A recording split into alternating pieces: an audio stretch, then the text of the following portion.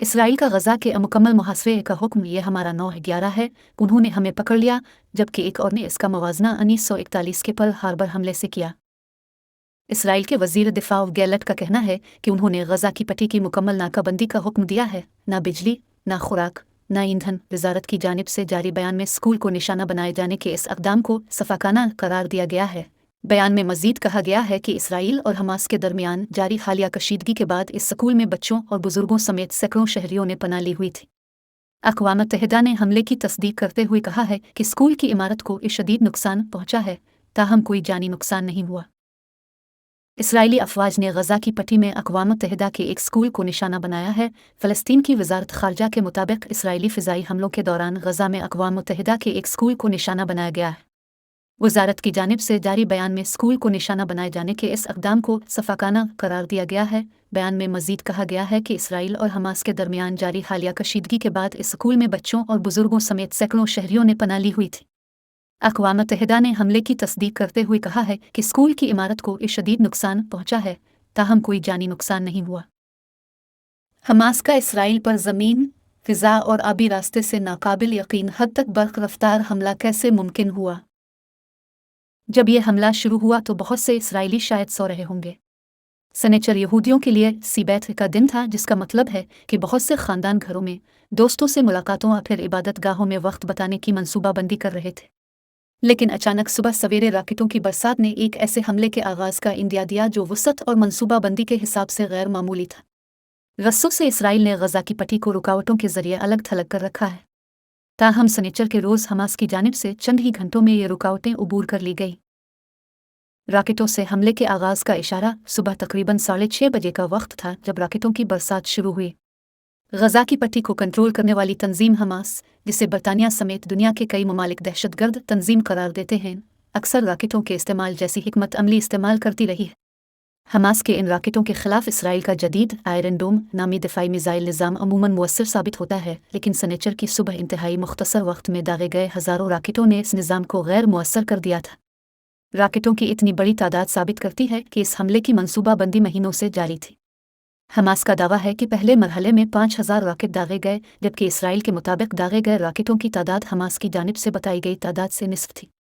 गजा की पट्टी से 60 किलोमीटर दूर इसराइल के दारुल हुकूमत तुल अबीब तक में अलार्म बजना शुरू हुए और जल्द ही मगरबी बैत अल मक़दस और दीगर शहरों में जहां जहां मिज़ाइल गिरे धुआं उठना शुरू हो गया। राकेटों की इस बरसात के दौरान हमास के मुसल्लह जंगजू इन मकामात पर इकट्ठे हुए जहां से उन्होंने गजा को अलग करने वाली रुकावटें उबूर करना थी। वाज़ेह रहे कि इसराइल ने अपनी फ़ौज और आबादकारों को 2005 में गजा से निकाल लिया था, लेकिन अब तक गजा की फ़िज़ा, सरहदों और साहिलों पर इसराइल का ही कंट्रोल है। गजा की पट्टी के गिर्द कहीं कंक्रीट से बनी दीवार है तो कहीं कांटेदार बाढ़ नस्ब है। इसके साथ साथ फौजी चौकियां मौजूद हैं, जबकि ऐसे ही हमलों की रोकथाम के लिए कैमरा नेटवर्क और सेंसर भी नस्ब हैं। चंद ही घंटों में इस रुकावट को मुख्तलिफ मकामात पर पार कर लिया गया। हमास ने रुकावट को कैसे उबूर की? हमास के चंद जंगजुओं ने तो इस रुकावट को मुकम्मल तौर पर बाईपास किया, जिसमें फ़िज़ाई ग्लाइडर्स भी शामिल थे। गैर मुसद्दक़ा फुटेज में कम अज़ कम 7 ऐसे फ़िज़ाई ग्लाइडर्स इसराइल में देखे गए। चंद जंगजू कश्तियों के ज़रिए इसराइल में दाखिल हुए। इसराइली फ़ौज का कहना है कि इसकी जानिब से हमास की 2 कश्तियों को इसराइल में दाखिल होने से रोका गया, लेकिन इस हमले की खुसूसियत क्रॉसिंग पॉइंट्स पर मुतअद्दिद और मुनज़्ज़म हमले थे। 5:50 पर हमास के मुसल्लह विंग के टेलीग्राम अकाउंट पर इब्तिदाई तस्वीर शाये हुई, जो करीम शालूम के मकाम पर ली गई थी।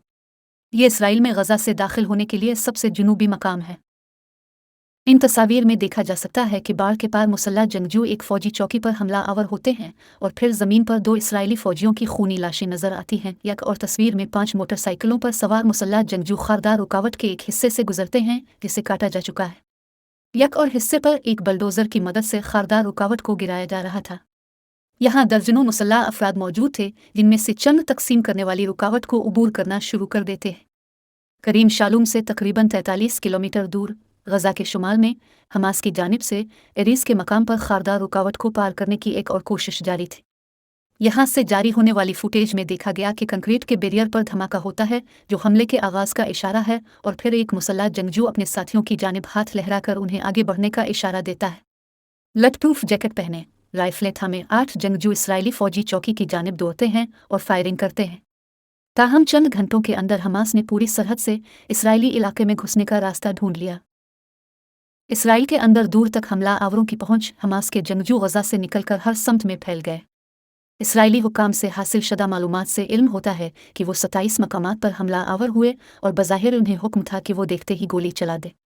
हमास के जंगजू सबसे दूर जिस मकाम तक पहुंचे वो गजा के मशरक में 22 किलोमीटर दूर उफाकम का कस्बा है। सदीरूत में जंगजू एक पिकअप ट्रक में कस्बे से गुजरे जो गजा के मशरक में 3 किलोमीटर दूर है। करीबन 1 दर्जन मुसल्ला जंगजू इश्केल्विन की खाली सड़कों पर देखे गए जो इरीस के शुमाल में है।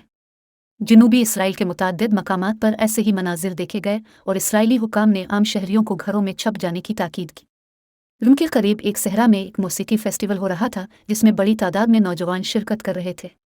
एक ऐनी शाहिद ने BBC को बताया कि मुसल्ला जंगजू हथियारों से भरी एक वैन में घूम रहे थे और इब्तिदाई फायरिंग के बाद 3 घंटे तक मज़द इसराइलियों को निशाना बनाने के लिए तलाश करते रहे।